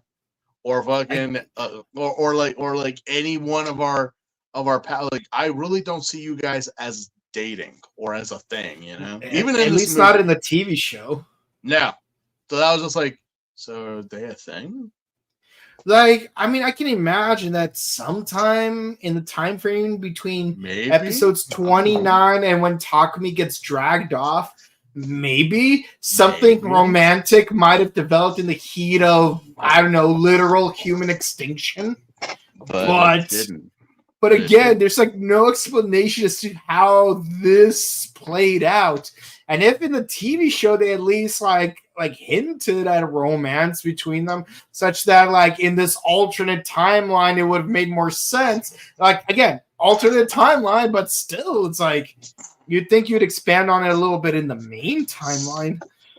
I would imagine so, but none of that happened. So again, in a vacuum where we're in a world where the TV show did not exist, the movie would be fantastic. But it's something this movie was very interesting in its concept. But I mean, like, no joke. I was like, wait, where does this fit in the continuity? Well, I know. I mean, they don't. They don't. You know, they is ever canon. None of the Kamen Rider movies, like, they hint at it maybe at times, but they never really say that they're canon. You know? Yeah. Like, see, what I love about Deno's movie is that it literally is canon, because it straight up takes place between episodes 27 and 28. And like in episodes 25 through 27, they at least show clips of things that happen in the movie because they're leading up to it. And then in episode 28, they flash back on it, like the first episode of Power Rangers Turbo. Mm. And apparently stuff that happens to the main characters is the consequence of what happened in the movie. Mm-hmm. So, yeah. So, like, for Deno, the movie is definitely canon. After Decade, all the summer films are relatively canon because now instead of airing around episode 30, they air around episode 44, which is when the movies are supposed to take place. Like I know that Kamen Rider W, the movie, it takes place between like episodes 44 and 45. Mm-hmm. Mm-hmm. Well, pardon me, I had to get a charge cord on this, but yeah, that is it, ladies and gentlemen. We have finished Paradise Lost for Kamen Rider Files, and all right, just like the series was one hell of a fucking ride. All right, so let me ask you this, Steve. What were some of your most favorite scenes in this movie? Let me get situated here. So, well, we didn't mention it, but when Misato got killed was very good. Yeah. We didn't mention it, but Misato getting killed the second time, I was like, after all, you're only Can I replay this? Can I just replay this? This is just like, I want you dead. Misato, I want you dead. And then when the three Orphnoch show up, that's when Leo says this most iconic line: "Good to see you guys. Taking care of all of you is also part of my job." No. Let the fun begin. I'm guessing my scenes that I liked in this movie, besides that one, that's number one. Totally, Misato dying. Yeah. I want to say, like, everything with Mari, just how she was trying to help out humanity, trying to get them back onto, like, just to regain some sense of humanity, even though it didn't really work out. I actually liked how Mari kind of took the lead in this movie. She was basically the leader of the resistance. She was the Sarah Connor, She was just like she was taking charge, and that's not one thing that you would commonly say with many female protagonists in Kamen Rider. Like, very few women in Kamen Rider take the helm of, like, what needs to be done. Very, very few, very few. Even when a woman is a writer in the series, it's kind of like, like Poppy or in Revise or anything like that. She's basically a bench warmer. Yeah. There's very few that actually, like, get out there and, like, oh no, it's not because the main writer started it, it's because, and I have to join in because that's what I have to do. No, you took the lead, you went after so-and-so, which is your goal. And Mari just kept that, like, no, once Fives gets back, blah blah, like, okay. Just seeing the two or the three, Keitaro, Mari, and Takumi together. Even going back to the whole Mari as a hairdresser type of ordeal, Yeah. Which I was like, oh yeah. She was a hairdresser. She's a hairdresser. Yeah. Again, seeing Yuka back was always refreshing. The one thing that I didn't like or I didn't understand was, okay, so Smart Brain. Again, not really explained why you guys are doing what you're doing. Doesn't really, I don't really understand what you guys are or do. And I don't really understand why there are people or other Orphnoxes that listen to you guys when, in all honesty, you guys are just horrible. Just horrible people. Like, y'all just, my God. Like, you know, even if you obey, even if you're like, oh, yeah, no, yes, sir, they still, like, there are almonds on my sundae. Huh? Oh, yeah, I thought that'd be a nice garnish. Kill. Why did you kill him? They're just almonds. You're not allergic. I hate almonds. And you killed him for that? Again, I hate almonds. Yeah. Okay. I'll remember that. You know, you just remind me of that episode of Drake and Josh when they were taking care of that one child actress. And it's like, oh, she asked me to remove all the green gummy bears.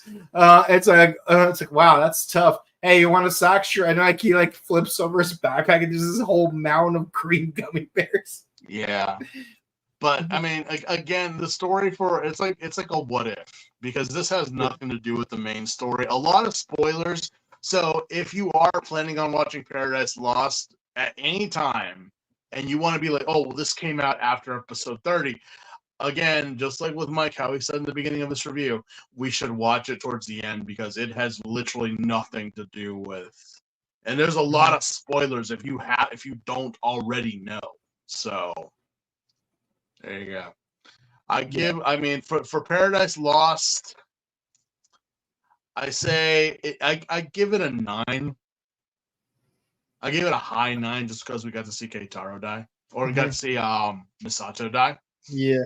Because again, this is just a what if story, and those are always the ones that are like, okay, that's fine. Yeah. That's fine. See, I would give this movie a 9.13 because I got to see Kusaka die.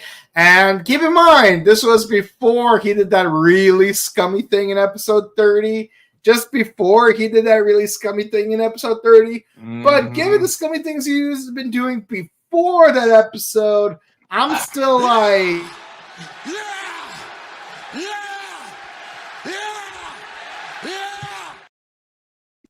Yeah, because it's like...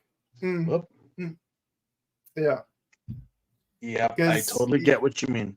I totally do. Yeah, and, you know, like, freaking... But some of the other decisions, it's like... It was like... What the hell was that? Like, Kiba, like, heel turning. Yeah. Again, okay, I get you hate humans because Mari betrayed you. Which, again, I have to ask, why? Why? But like her explanation did not make sense. It's like, oh, you guys are a potential threat to humanity, but like you're standing next to the guys that are the literal threat. Literally did it. So yeah, like Kiba wasn't doing shit to you humans. Not one bit. No. Yeah, but the guys that were actively executing 99.9% of humanity. No, those guys aren't the potential threat. Again, it's just the writing. I don't know. So again, so again, Kiba being an idiot, which let's be honest, he's been an idiot the entire time. Like in retrospect, he's our idiot, but he's still an idiot. It's like, okay, I understand he's rejecting humanity, but why does he have to embrace Smart Brain? Because Smart Brain were the ones that killed Yuka and Kaido. It's too much. I know. Not watching okay, I'll say this. Fies is like the exact opposite of Build, where Build would as a TV show be a perfect 10. if you ignore the movies. Yeah. Buys the movie would be a perfect 10 as a movie if you ignore the TV show. Yeah. And then And let's that's not do it. And that's not with us not touching Paradise Regained. Yeah, because we haven't even watched it yet. No, we have not. No. So that's going to be an interesting one. This will be our Yeah. first time watching it. I did watch Murder Case. That was interesting. Yeah, that was interesting. I'm like, it's like I figured it out, but at the same time not figured it out because I don't know. Because it's like they try to misdirect you into thinking it's a slightly harder hint, but turns out the hint was giving too much away. Yeah. Yeah, it's like yeah, go ahead. No, you finish this thought. No, I'm pretty much done. We're gonna go into Murder Case and Regained like next week. So we're watching both of those and reviewing both. Yeah. I mean, like Murder Case is really brief. It shouldn't take us more than 5 minutes to discuss. Okay, but yeah. So what do the people have to say? Yeah. So for me, it's 9.13. Great movie, but ties poorly to the TV show. Okay, the movie that exceeds the TV show it is based on. Yeah, kind of. Exceed. It went beyond. Yeah, because God knows, I'm like, this is not what I would have thought a Fies movie would be. Yeah, it exceed charged. Okay, God bless Leo, the Ingrishu Rider. Even though there have been many English writers later on, official and unofficial. Yeah. I love that little meme that's been going around with Greece. Yeah. That it's just like there's this whole I forget where it was in Build, but it's like Kazumi Boy meets up with some other writer or some other like smash that's like pure blonde, blue-eyed English. Oh yeah. In the Greece Visanex. Yeah, it's Greece. Speak English. This is Japan, mother. I know. He's just like nani. It's Toyota Nihon, then just kills him. Like, yeah. What do you say? If you're gonna fight in Japan, know how to speak Japanese. But he's got a point. I mean. Yeah. But yeah, no, like that was. I can't remember if you were in that review or not. Cause like, I remember you were not there for the Cross C one, but like I knew you would say that. Learn to speak Japanese. Yeah. Okay, I'm sad to see Yuka die again, but I don't mind seeing Kusaka die again. Really? Oh yeah. No. That. I mean, how many times can you rip my heart with poor Yuka baby? But like, I can see Misato die over and over and over, and I'd be like, you know what? Yes. I'll make it easier for you. Gold Experience Requiem. Yeah. I can watch Kaido die. I can watch Misato die. I can watch every single character from Lucky Clover die over and over, and it would bring me such joy. Mari, Yuka, Kiba, Takumi, Keitaro, don't you dare! Yeah, don't. Oh, look at that Buster logo. Storm Saber 77 says. It was cool seeing Mike at PMC. Well, you know who was really cool to see at PMC? Steve over here. Thank you for everyone who came up. Thank you. Yeah, like you were dressed up as D. Yeah, I was running around as D. There was 2 others, but apparently a lot of people said that the way I did the helmet was more proper. Even Dave said like, no, that's how you should do it. So I mean, I don't know where I had the masks here, but I was. What's it called? I just remember that one Robot Chicken skit with Daredevil. It's like, hey man, get out of here! I'm drawing my D's here, my big flaming D's. Yeah, I was going around being like, even though I know the character D is not, he's very serious. I was going around like a Deadpool character, just like screwing around with everyone as much as I could. Yeah. All right, what else? Yeah. Oh, they can't remember Takumi. What the heck? Yeah. By the way, thank you for first time commenting. Again, it's like he's got the full Fives gear on. They know it's him. Oh, that's totally tough. He's got a mesh, like something on it, like barely covering his face. Like you know what's ironic? You know what's ironic? Like if Kiba wears the Fives gear, Mari could tell it's Kiba. It's Kiba. If Takumi, if Kaido wears the Fives gear, Mari could tell. Yeah, but if Kusaka wears a Fives gear, Kiba can't tell that it's Kusaka. I swear to God, these people. I love them, but God damn it. Oh, okay. Mari H2O. Yes. Yeah. Hopefully there's no more. Man, Halloween H2O was probably my most favorite Halloween film. That one was the best one, other than the remake that came out.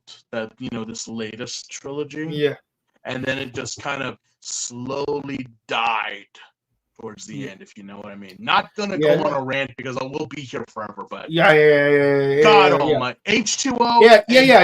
No. I've watched all 13. I've watched all 13 films, and yes, my top 3 are H2O 2018 and Halloween 3. Believe it or not. Yes, the one without Michael Myers is in my top 3. Halloween. Hurry up, it's Halloween. Silver Shamrock. Jeez, what is it with clovers and evil organizations? What else we got? All right. Well, you see, the Henshin one shot only works for one shot. You don't say. You don't say. And here I thought one shot just meant you just drink it one time. Yeah. It's very misleading. Yeah. Well, I would say it's more Faustian, like a genie. It's like you wish you could fly, but like you can't actually fly. Okay, so Takumi is an Orphnoch. Egad. Yeah, imagine being in the theater and then like 2-3 weeks later they announce it on the show and it's like, I already knew that. Yeah, I saw the movie. Oh, that just seems so. Yeah, I mean. Also, if I could change something in the show, like I would make Mari remember the Wolf Orphnoch first, and then reveal that Takumi's the Wolf Orphnoch. Hell, that's a thing that I thought that they were going to talk about in this movie, like all the unanswered questions that we like. What happened to Mari? What operation did she have? Like, how did she come back? Is she an Orphnoch? It's like no, nothing. It's like you've never seen a summer film before. I know. It's horrible. It is horrible. Yeah. Okay. Okay. And last comment of the night: Takumi Hartford. Right, because the fake memories. Yeah. Fake memories, man. It'll do it. Fake ones. We got to make a movie somehow. Yep. Well, guys, this has been the Rider Time Archive. This was Paradise Lost. Now it's in the books. One more episode before we're done with Fies, and we'll spin that wheel that you guys have been asking for. Please stay tuned. Ryuki, who knows? We could go into Saber, Revise, Xaid. We can go into X, Ichigo. Man, X would be so easy. Because there's only 35 episodes in a movie. And the movie itself is 37 minutes? Yeah, well, we'll see what happens. And for those who asked me, will we ever get to the Kamen Rider that destroys other Kamen Riders? I'm like, that is for another time. Yes. Depends on what you mean by destroying the Kamen Riders, because, there's a certain pink one, there's a certain teal one. Yeah, there's a certain orange one. There's way too many of those destructive ones that are world smashing. It's like when you ask who's the first Pokemon, and your choices are Arceus, Mew, Bulbasaur, and Rhydon. It's like, in what context are you asking me this question, sir? Can you Exactly. Can you give me proper definition? Exactly. Can you spell the word weather? Can you spell the word weather? Can you use it in a sentence? Use it in a sentence? Can you give me context, please? I wonder whether the weather is good enough for you to spell the word weather. By the way, that's from The Simpsons.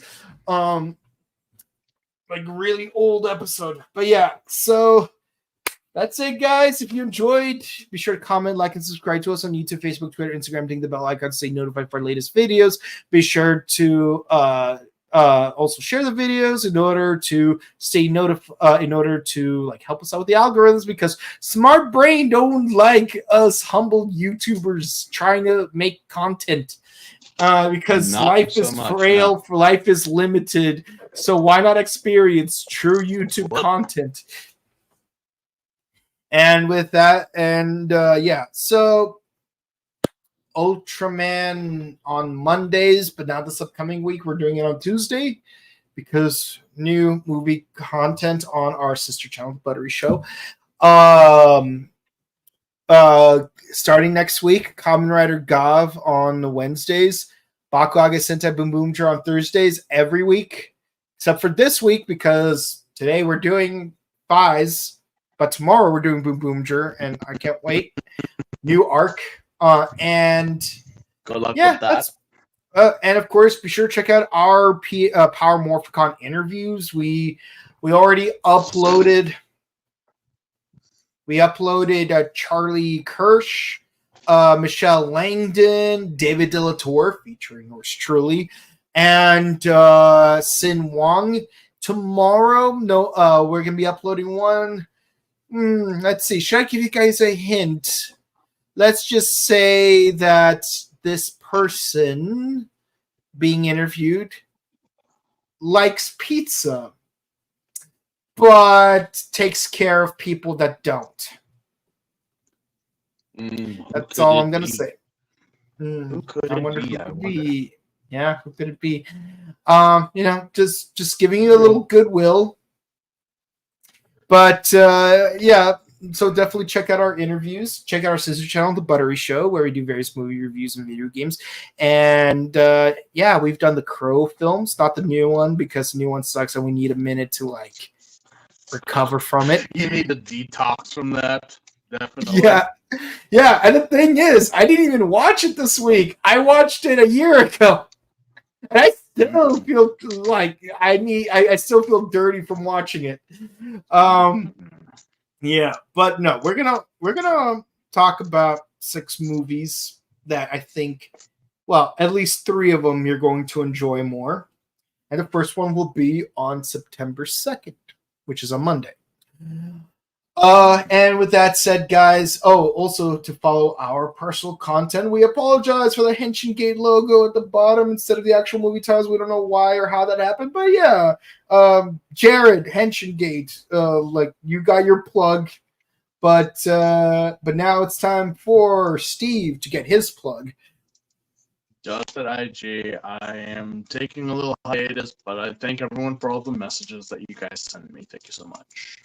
Awesome. And you can find me on Instagram at Boken_Kabuto and on Twitch at twitch.tv/BokenKabuto. And again, thank you all for coming up to me and saying, "Oh my God, it's Kabuto." I'm like, what? Where? I don't see Hiro Mizushima anywhere. Thank you for all the love and support, whether it was at the convention or watching our interviews or watching our podcast episodes of Kamen Rider Super Sentai, Power Rangers, or Ultraman. And we're almost done with Fives. Just one more week to go. And one more, guys, so tune in. So tune in to tomorrow's episode of Boom Boomger. But until then, stay safe, stay hydrated, update your emergency kits, hug your loved ones, and open your eyes for the final Fives. Goodbye. Bye.